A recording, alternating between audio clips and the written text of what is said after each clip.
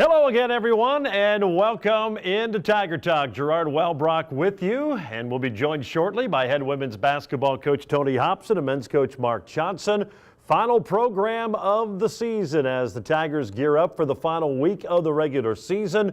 Big games for both schools, both programs, as they get set to travel to Nebraska Kearney tomorrow and then back at home Thursday against Southwest Baptist to wrap up the regular season. Men trying to lock down a first-round home game in the conference tournament. Women trying to lock down a top 4 finish. Could still get as high as second. So a lot of important basketball here as they gear up for the MIAA tournament, which gets underway next week. The program brought to you as it is each and every Monday evening by the fine folks at Mocha's Coffee Bakery and Bistro, 27th and Indian Trail, and of course Freddy's Frozen Custard and Steak Burgers, North Vine in Hayes, the taste that brings you back. We'll take our first break, and when we return, women's coach Tony Hobson will join us right here on Tiger Talk.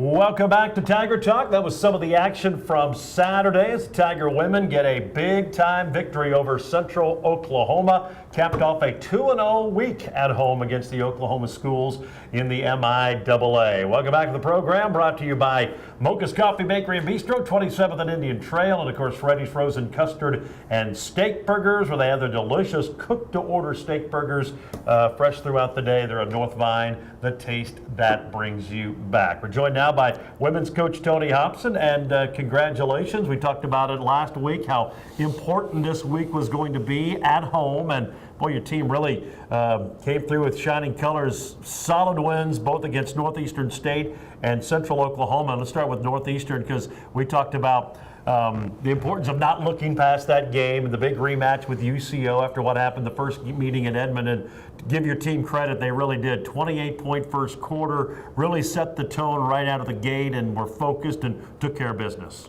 Well, we did. I really liked our start, and we just kind of got some shots to go and just controlled the tempo from the outset, and then we just kind of cruised from there on. And when you make a couple good plays early, it seems like it's kind of contagious. And then the kids that come in the game off the bench, they seem to make good plays on top of that. They're just so it was a good all-around effort. I thought we just, like you said, we took care of business and didn't look ahead. And really, you've mentioned before, this group's been really good about that, and just playing the game in front of them. And it's a cliche, and I can't stand them, but it's you know, the reason people use them a lot is because there's a lot of truth to them. 11 threes, that never hurts, and your team came out, hit some early, and really set the tone, and it can be contagious, and it certainly was. You had a lot of people step up and shoot the ball really well from beyond the arc. Yeah, I think you know, Laney's kind of offensively getting on track, and T hit a couple.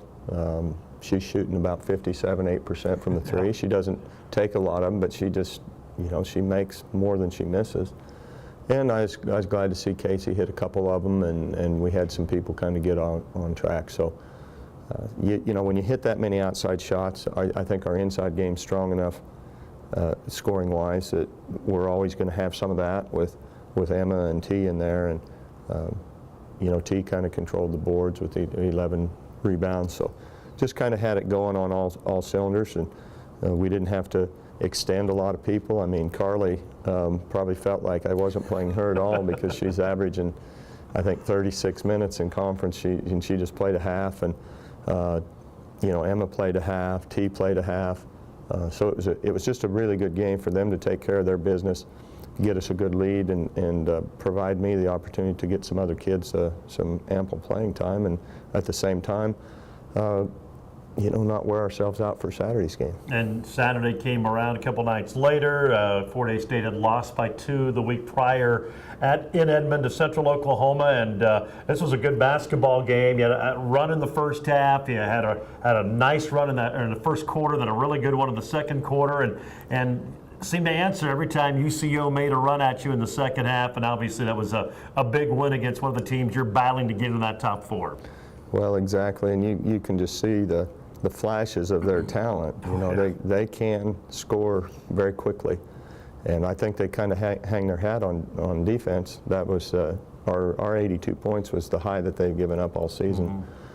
And so I think really perimeter-wise, they pressure the ball well, and you can, it reminds me of when we had Lehman setting back there. You can take more gambles and you can pressure, because if you do get beat, they just, you go to the basket and there you see the wall and you can't shoot over. If they're in good position and you just can't finish over the top of them like you can, 6 foot, 6'1", post player like we face a lot of times. So they're a good defensive team. They can really push the ball, and you have a hard time staying in front of them. And so I thought defensively we were solid and didn't let them really get on a run like they did down at their place. And then again, we shot the ball well and executed much better than we did the week before against them. Yeah, 49% shooting. You hit 8 of 19 threes. And Cooper had the double-double for them. They're 6'5" post player, 11 points, 12 boards. But it felt like your team went at it more and weren't as intimidated, or just ran their stuff better even with her in the ball game than they did the week prior. Just didn't seem to bother them as much in this game. Well, I think some of those kids hadn't been in that situation and playing against that much athleticism, and I think it took us a while to settle in, and I don't think we were as I don't know, fear isn't the right word. It's just, unknown. I thought we were just more familiar with them, knew what we needed to do. I thought we attacked the basket much better. We drew their big kid out to the elbow and then attacked the baseline, and she couldn't get back there in time a lot of times. So got to the free throw line a little bit better and hit a good percentage of those. So I just liked our toughness factor was just much higher than it was the week before. Well, the Tigers get the big win. They're now 21-5 and sit at 12-5 in the conference, tied with the team they face tomorrow night, Nebraska Kearney, as they try to get the split with the season series with the Lopers. And we'll have a preview look at the big one up at the Health and Sports Center when we come back. Tiger Talk brought to you by Freddy's Frozen Custard and Steak Burgers, the delicious cook-to-order steak burgers, Chicago-style hot dogs, piping hot shoestring fries, all family favorites. Of course, greeted with great hospitality that is second to none. Whether you're dining in or visiting the drive-thru, be sure to leave room for the premium vanilla or chocolate frozen custard churned fresh throughout the day. It's all at Freddy's Frozen Custard and Steak Burgers, North Vine and Hayes, the taste that brings you back. We'll take a break, be back with more with Coach Hobson right after this here on Tiger Talk. That was another legend on 99 KZ Country. And yes, before that, we had a brand new artist. Your home for today's stars and the legends. We play real country. I'm Teresa Trapp. Weather, news, sports, it's all here. We're on Facebook, and there is a listen live link at hayespost.com. Dial us in on your radio at 99.5 FM. KHAZ, real country. 99 KZ Country. Welcome back to the program. More of the action from Saturday. That was part of an 8-0 Tiger run. Pushed their lead up to 12, and I think they maintained double figures the rest of the afternoon as the Tigers beat Central Oklahoma to get to 21-5, 12-5 in the conference. The Tigers have now won 9 out of 10 and get a chance to get a little revenge, if you will, against a team that beat them in Hayes earlier this year, Nebraska Kearney. The Lopers won by 14 the first go-around, and since that game, you've won 9 out of 10. That was kind of the turning point. It seemed like from that point on, your team has played a lot better, but obviously a big challenge tomorrow night. But the hub of the Health and Sports Center, you're facing a team, obviously, is having a great season, Nebraska Kearney. Well, they've won 20, and we've won 9 out of our last 10, and they've won 8. The only difference is they didn't get Central Oklahoma at home, and that was right down to the wire. So we're facing a good team that is, they're so hungry after the year they had last year. They had a disappointing last year with a lot of the same kids.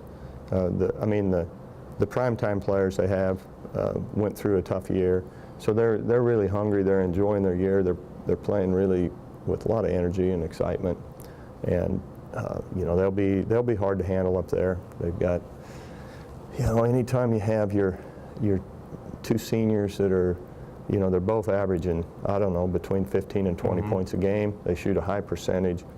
From the guard spot, one of them always has the ball in their hands, and their team doesn't really stop there. They have 2 or 3 other players that are good players, and you don't notice them as much just because their other 2 are so good. So they're doing a good job. We're going to defensively have to be better than we were last time against them. I think Casey's going to have to draw the assignment on one of those guards, and she's been she did a really good job Saturday against UCO. Didn't score a lot, but she led us in rebounds. She led us in assists. She only had 1 turnover, and then we asked her to guard, one of their leading scorers. So she's going to have to guard one. Carly, we switch sometimes. So really, we just have to be on point. And we're going to have to hit some shots, but I think we're a much better team than we were last time we played them, and I don't think we played well. They hit 11 out of 16 threes. Maybe part of that was awful defense, but I don't think anybody does that very often. I mean, that's the best they've shot all year. So we just have to try to guard them a little bit better and just be ready to play. I was just going to bring that up. That's what stands out to me. They hit 11 threes, and it seemed like every time you tried to get back in that game, they came back and hit 1 or 2 in a row and just kept you at bay that whole game. Yeah, I mean, the primary culprit was Brown. I mean, she was 6 for 6, but the second half, when we were making those runs, it was 2 or 3 other different ones that hit a key one. So, they spread you out and they run the dribble drive, and their 4-man is good off the dribble. 1 through 4 is good off the dribble. So we just have to really be into it defensively and see what happens. But they're pretty tough up there. That was their first loss, I believe, at home was UCO. So they'll be tough and they'll be ready. They know it's a big game for them, and that it also puts them in the top 4 probably if they can get us tomorrow night. And then you have to come back around on Thursday. It'll be your 4th game in 8 days. Southwest Baptist. It was a nail biter at their place the first go around. So it's another big week against 2 really good teams for your team.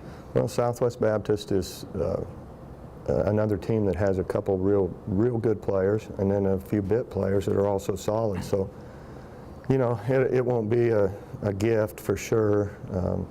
They don't have a game on Tuesday, so they're a little better rested. We're on the road, have to come back and get ready to play them. So like I said, 2 tough games, and so far our kids have answered the bell, and we'll just hope they can do it again a couple times this week. And then, we do have an advantage going into the next week because we have our bye, and we would have a couple extra days rest. So, so far, I mean, we're staying halfway fresh, and the game Thursday helped. We could rest a little bit.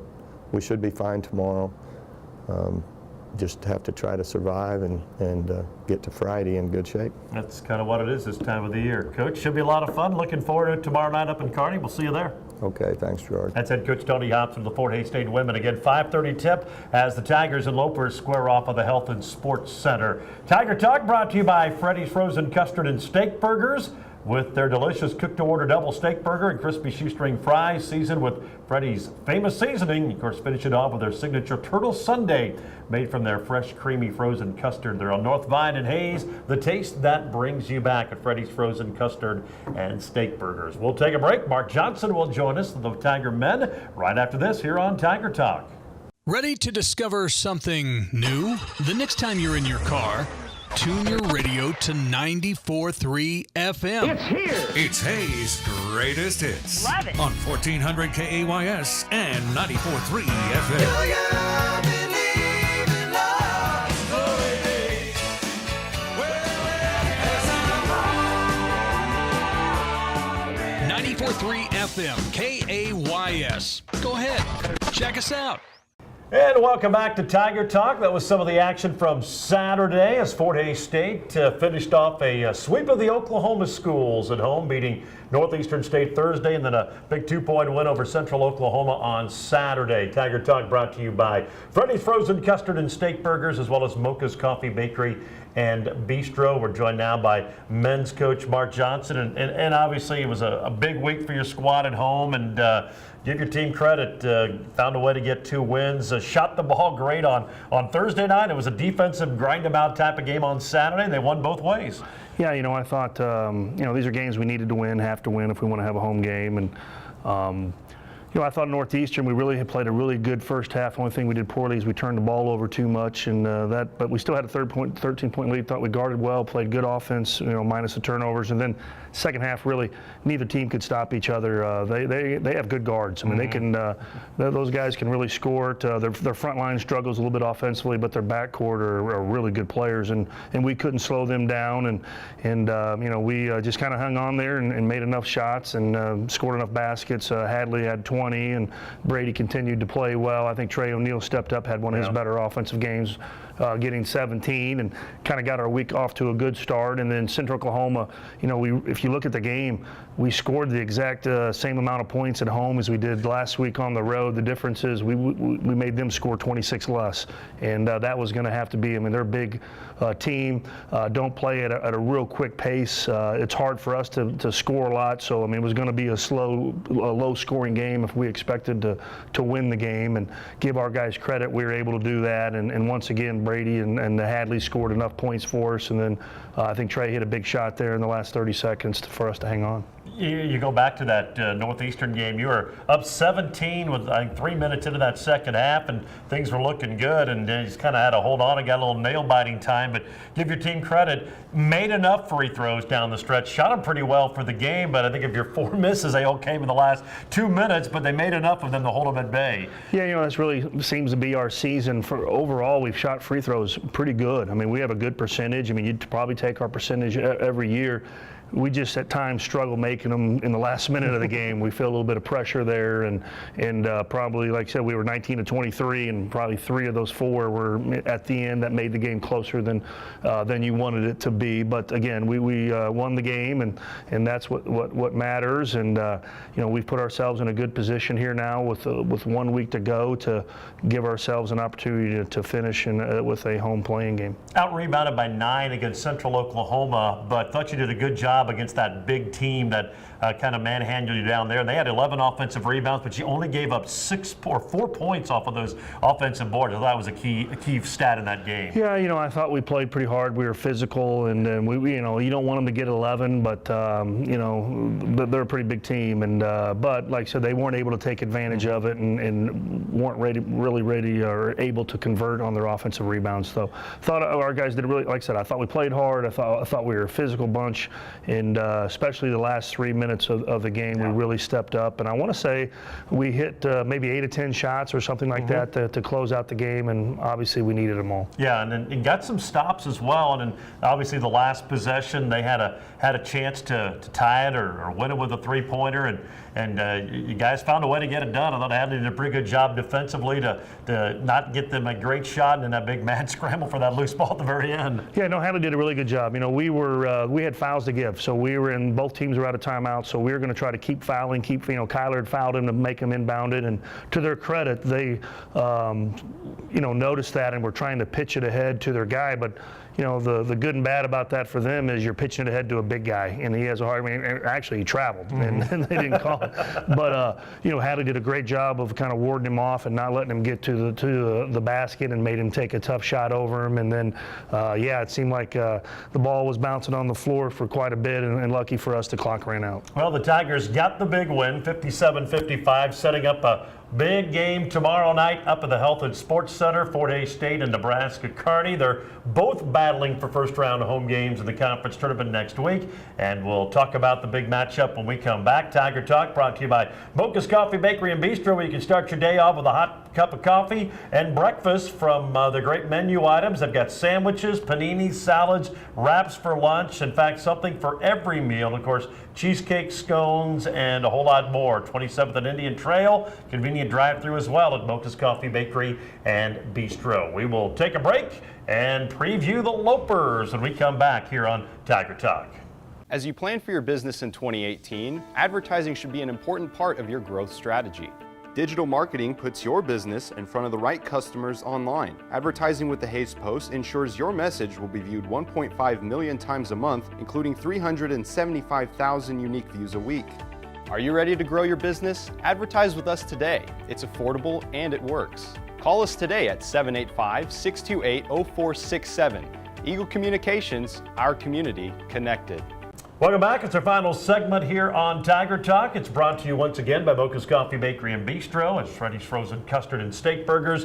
Tigers' final 2 games of the regular season in Kearney tomorrow to face the Lopers. Then Thursday night at home against Southwest Baptist. You beat Kearney, one of your better games of the year earlier this year. Shot it incredibly well. But you know, it's going to be a different story up at their place. They're so good, so big, can shoot the ball, just really puts so much pressure on you defensively when you try to defend them. You know, they really do. And Landsman, you know, I think him and the Justin Pitts kid at Northwest Missouri are the 2 elite players in our conference. I mean, he's one of the better players offensively we've ever had to face. You know, he's just a tough matchup being 6'7". He shoots threes. He can drive the basketball. He can post it. He rebounds. I mean, he is a tough matchup for anybody. And then they surround him with good players, and they got good size on the perimeter, and they shoot the ball well. So, yeah, they're hard to slow down. And it seems like when we go up to their place, they give one of their better defensive performances every time. It's Fort Hays. It's a rivalry game. They really seem to step up on that end of the floor. And I would say if there's a weakness they have at times throughout the season is their deep. They maybe give up too many points at times. But like I said, when we go up there, it seems like they really do a great job of competing and playing hard on the defensive end and making it hard on us. They don't play a lot of players. I think they played 7 in their win over Northeastern State on Saturday, which is, I guess, good and bad. But they seem to have guys who can handle those minutes, and it doesn't affect their play. And now they're out there longer. Yeah. I mean, I don't know if Landsman's been out of the game in the last 3 or 4 games. He's playing 40 minutes. I think a key for us, if we can somehow get him in foul trouble and take it right at him, if Brady can take it right at him, you know, one, he knows it and they know it. He can't be in foul trouble. So especially early in the first half, he's not going to give a lot of resistance because he can't afford to get in foul trouble. So that would be a big key. And then how well their guards shoot it. I mean, if their guards are really shooting it well from the perimeter, they're a tough matchup. I mean, this game a year ago was at our place, and they played dynamite. I mean, they were fantastic offensively. We couldn't stop him. Let's hope it's a little different performance. And then you have Southwest Baptist on Thursday. Depending on what happens tomorrow, it could be needing to win to secure a home game in the conference tournament.